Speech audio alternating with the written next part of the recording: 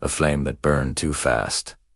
In the heart of a bustling African city, tucked between tall buildings and dusty streets, stood a popular restaurant known for its vibrant atmosphere and fast service. It was the kind of place where everyone's students, bankers, market women, came to grab a meal and enjoy the rhythm of city life. And it was here that Floge, a young black girl with a soft smile and a bright future, got her first real job. Floge was just 19. She came from a modest, hard-working family who believed in simple living and good values. She was beautiful in a quiet, natural way. Smooth, dark skin, kind eyes, and a humble attitude that made people notice her without trying. At work, she quickly won the hearts of everyone. She greeted customers politely, respected her managers, and helped her fellow waitresses whenever she could. She never mocked anyone, never acted better than others. She was the kind of girl mothers prayed their sons would marry. Among her colleagues, she bonded most with Lee.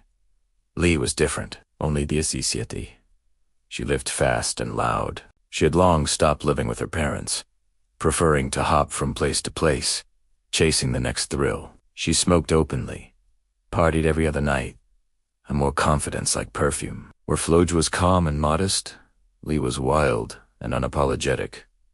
Yet somehow, they became best friends. Many of the older women in the restaurant noticed the mismatch and took Floge aside more than once.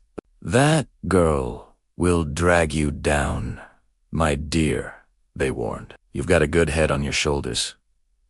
Don't throw it away following her."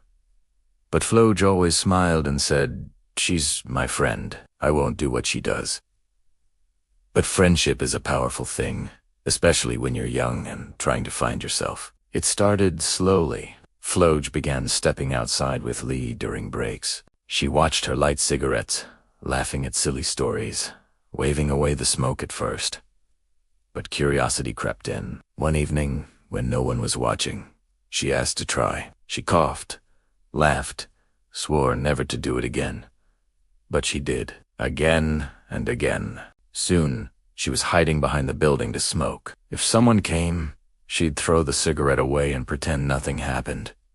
But the shame faded quickly. Within weeks, she was puffing away in full view, her once tidy uniform now wrinkled, her once fresh scent replaced by the bitter smell of smoke. And then came Kenzo.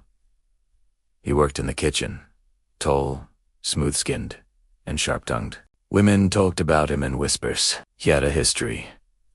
Charming girls, getting them high and leaving them broken. Drugs, heartbreak, manipulation. Kenzo was a master at it, but he was handsome and exciting.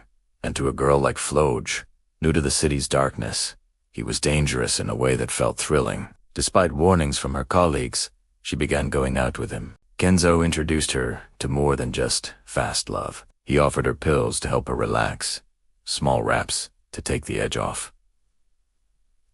At first, she resisted. Then she gave in. Once, twice.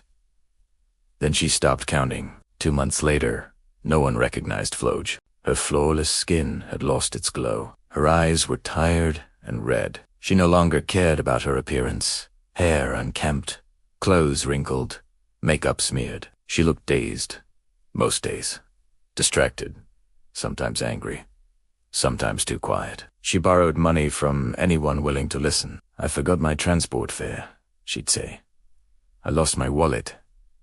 At first, people helped. Then they stopped.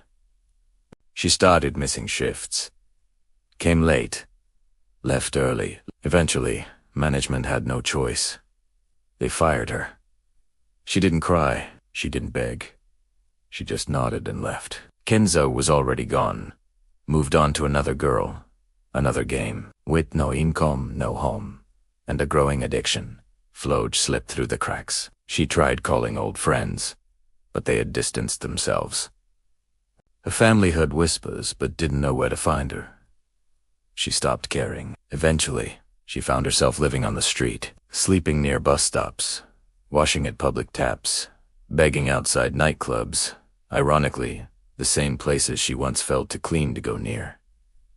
Sometimes people recognized her. A few avoided her eyes. Others whispered, "Is that not Floge?" That beautiful girl who used to work at the restaurant? Yes, it was her. But the flame that once lit up rooms had burned too fast and burned out too soon. Epilogue. Floja's story is told often now, by concerned mothers to their daughters, by workers to new recruits, and by older women who remember how she used to be. She was not evil. She was not foolish. She was simply young, and made choices that led her down a path to dark for her light to survive. There are girls like Floj in every city, brilliant and bright, but easily led, and unless someone reaches them in time, their story ends the same.